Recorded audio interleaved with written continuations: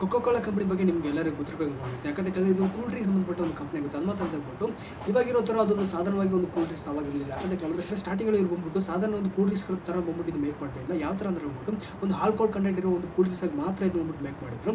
Litre ಪೀರಿಯಡ್ಗೆ ಬಂದ್ಬಿಟ್ಟು ಇದನ್ನ ಬಂದ್ಬಿಟ್ಟು ಚೇಂಜ್ ಮಾಡಿದ್ರು. ಯಾಕಂದ್ರೆ ಬಂದ್ಬಿಟ್ಟು ಈ ಒಂದು ಕೂಲ್ ಡ್ರಿಂಕ್ಸ್ ಬಂದ್ಬಿಟ್ಟು ಸುಮಾರು ಜನ ಬಂದ್ಬಿಟ್ಟು ಇಷ್ಟಪಟ್ಟು ಕುಡಿತಾ ಇದ್ರು. ದೊಡ್ಡವರು ಚಿಕ್ಕವರು ಎಲ್ಲರೂ ಸಹ ಬಂದ್ಬಿಟ್ಟು ಇದನ್ನ ಕುಡಿತಾ ಇದ್ರು. ಸಾವೊಂದು ಕಾರಣದಿಂದ ಬಂದ್ಬಿಟ್ಟು ಹಿಂದೆ ಪ್ರಾಬ್ಲಮ್ ಬರುತ್ತೆ ಅಂತ ಗೊತ್ತಿದ್ದು ಸಹ ಒಂದು ಮಾಡಿದ್ರೆ ಲೇಟರ್ ಪೀರಿಯಡ್ಗೆ ಬಂದ್ಬಿಟ್ಟು ಕೂಲ್ ಡ್ರಿಂಕ್ಸ್ ಅಲ್ಲಿರೋ ಒಂದು ಕೊಕೋ ಕೋಲಾದಲ್ಲಿರುವ ಒಂದು ಡ್ರಿಂಕ್ಸ್ನ ತೆಗೆದುಬಿಟ್ಟು ಬರೀ ಕೂಲ್ ಡ್ರಿಂಕ್ಸ್ ಆಗಿ ಮಾತ್ರ ಬಂದ್ಬಿಟ್ಟು ಮಾರಾಟ ಮಾಡ್ತಿದ್ರು. ಬಟ್ ಈ ಒಂದು ಕಂಪನಿ ಬಂದ್ಬಿಟ್ಟು ಯಾವಾಗ ಸ್ಟಾರ್ಟ್ ಆಗಿದೆ ಅಂದರೆ 1886 ಸ್ಟಾರ್ಟ್ ಆಯಿತು. ಸ್ಟಾರ್ಟ್ ಆಗಿ ಒಂದು ವರ್ಷ ತನಕ ಬಂದ್ಬಿಟ್ಟು ಕೊಕೋ ಕೋಲಾ ಬಾಟ್ಲಿಗೆ ಎಷ್ಟು ಸೆಲ್ ಆಗಿದೆ ಅಂದರೆ ಬರೀ 25 ಬಾಟ್ಲ್ ಮಾತ್ರ ಸೆಲ್ ಆಗಿತ್ತು. ಇವತ್ತಿಗೆ ಬಂದ್ಬಿಟ್ಟು ಪರ್ ಡೇಗೆ ಬಂದ್ಬಿಟ್ಟು 1.9 ಬಿಲಿಯನ್ ಬಾಟ್ಲ್ಗಳು ಬಂದ್ಬಿಟ್ಟು ಸೇಲ್ ಆಗ್ತಾ ಇದೆ ಪರ್ ಡೇಗೆ.